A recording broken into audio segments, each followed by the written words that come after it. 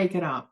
Literally, make it up. And I mean, over the top, beyond your wildest dreams, just make it up. We forget about how powerful and how great our imagination can be. If you spend time with a small child, or you have small children, or you can remember when your children were small, you think of those stories that those children create. You think of the imagination they have when they play, when they are in that uninhibited place of pure expression of whatever comes to mind, and create these scenarios and experiences from that depth of just pure joy and wonder. That's where we want to get back to. We have all these life experiences that start to muffle that imagination piece from us, and we don't get to tap into the way that that feels anymore. We lock it up, or we let it go because it's, oh, I can't live in this imagination space. I need to go back to reality. I got bills to pay. I got families to look after. So we lose that magic that we have within us. We lose that fantasy piece. You think of any movie or any book or any TV show, any of those ones that you love, those big epic tales like a Harry Potter or Outlander or Game of Thrones, any of those big stories, and you think about that world of fantasy, or maybe past lives, depending what you believe in, parallel realities, all possibilities. But you think of those stories and the way that they are created with such depth and description, and things that you probably believe are not possible in this reality right here, because the way that they were written and the way that the writer or whoever created them used their fantasy, used their own mind to create these epic tales.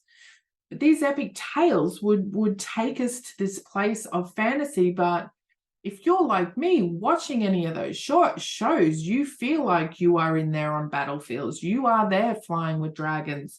You are there casting magical spells. You are right up in that, because the way that the story is told, even though it's something that, you know, if I start using a wand right now and start trying to do a spell, it's probably not going to work. But me thinking into that or feeling into that feels fun. Like if I was here right now going, Expelliarmus or whatever it is, like, is that going to work? No.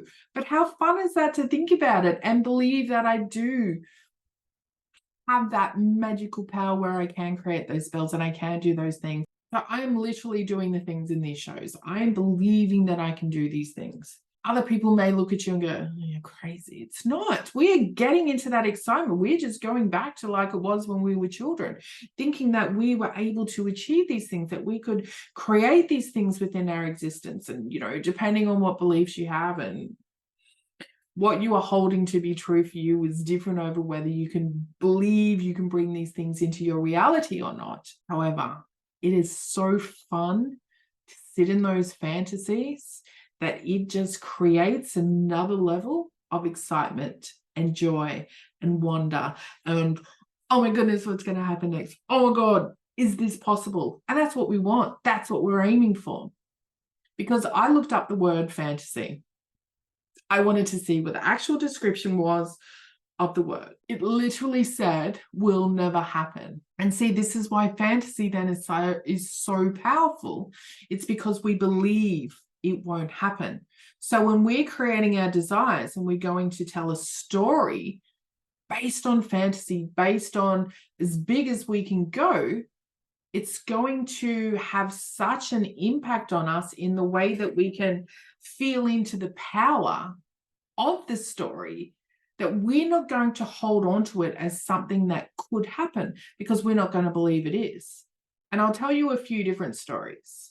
So let me tell you about one of the stories that I create. So this is nearly the car that I want, not the exact one, but the closest one I could find in a model. This is something I'm trying to manifest into my reality. So I created a fantasy based on this car, And if you have ever watched any superhero shows, now you know there's a superhero called Ant-Man, and he shrinks down.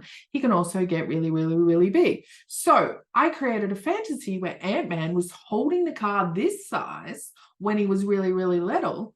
And then when he got really, really, really big, guess what? Oh, this is full size. This is then my car.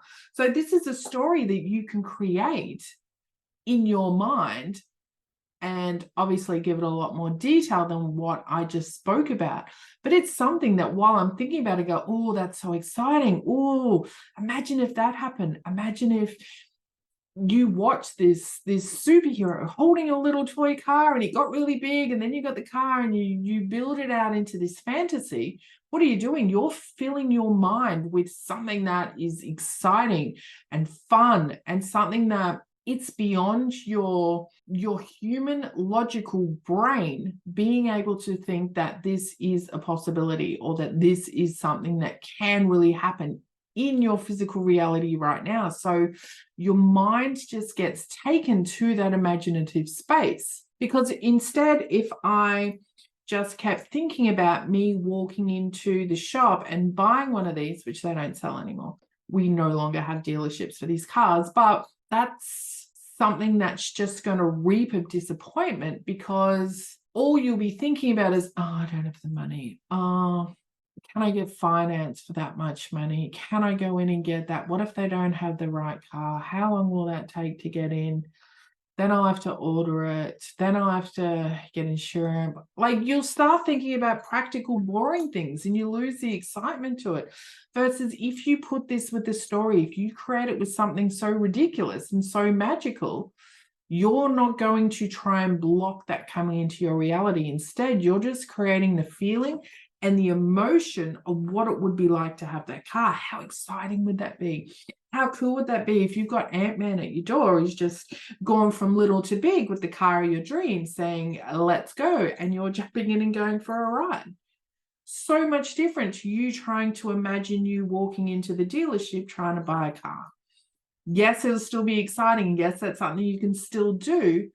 But when you put something over the top, even bigger, your ability to use that imagination is going to put you in a totally new space, which is going to allow the possibility of that car to come to you in so many other different ways.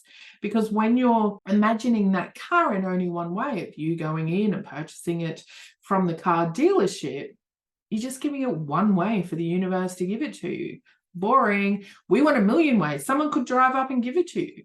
You could win it. You could win money to go buy it. You could get a new partner who already has this car. There's so many different ways that it could come to you. If you're trying to create something to come to you with a condition to it, it's going to be a lot harder to come to you. So we're going to use fantasy to make it as big and out there, and the crazier the better, in order to allow you to feel it, to enjoy it, to add joy and excitement to it, which keeps it open to let it come to you in whatever way it wants to.